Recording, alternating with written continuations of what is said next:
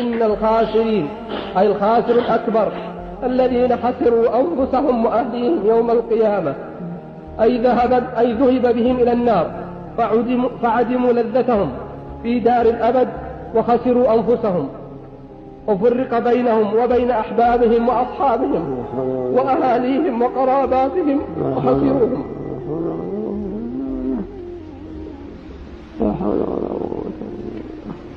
ألا إن الظالمين في عذاب مقيم.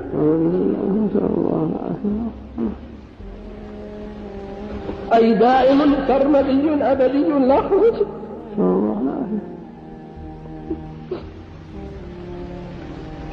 لا خروج لهم منها ولا محيد لهم عنها. وقوله تعالى وما كان لهم من أولياء ينصرونهم من دون الله أي ينقذونهم مما هم فيه من العذاب والنكال. ومن يضلل الله فما له من سبيل أي ليس له خلاص. الله العافية.